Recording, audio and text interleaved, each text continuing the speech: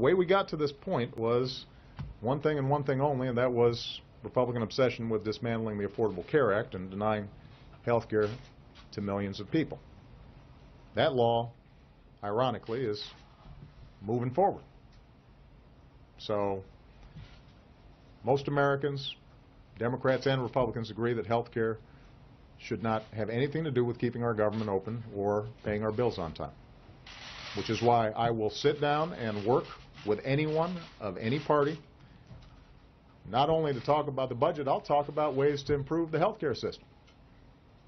I'll talk about ways that we can shrink our long-term deficits. I'll also want to talk about how we're going to help the middle class and strengthen early childhood education and improve our infrastructure and research and development. There are a whole bunch of things I want to talk about in terms of how we're going to make sure that everybody's getting a fair shake in this society and that our economy is growing in a broad-based way and building our middle class. And by the way, if anybody doubts my sincerity about that, I've put forward proposals in my budget to reform entitlement programs for the long haul and reform our tax code in a way that would close loopholes for the wealthiest and lower rates for corporations and help us invest in new jobs and reduce our deficits. And some of these were originally Republican proposals, because I don't believe any party has a monopoly on good ideas. So I've shown myself willing to go more than halfway in these conversations.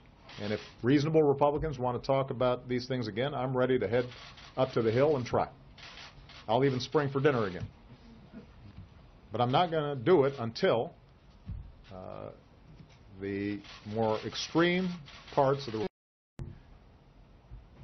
stop forcing John Boehner to issue threats about our economy. We can't make extortion routine as part of our democracy. Democracy doesn't function this way. And this is not just for me, it's also for my successors in office, whatever party they're from. They shouldn't have to pay a ransom either for Congress doing its basic job. We've got to put a stop to it. Last point I'll make. Already this week, I had to miss critical meetings in Asia to promote American jobs and businesses. And although, as long as we get this fixed, that's not long-term damage, whenever we do these things, it hurts our credibility around the world. It makes it look like we don't have our act together. And that's not something we should welcome. The greatest nation on earth shouldn't have to get permission from a few irresponsible members of Congress every couple of months just to keep our government open or to prevent an economic catastrophe. So let's pass a budget. Let's end this government shutdown. Let's pay our bills. Let's avert an economic shutdown. Let's drop the gimmicks, put aside what's good for any particular party, and let's focus on what's good for the American people, because they know we've got a lot of work to do. All right?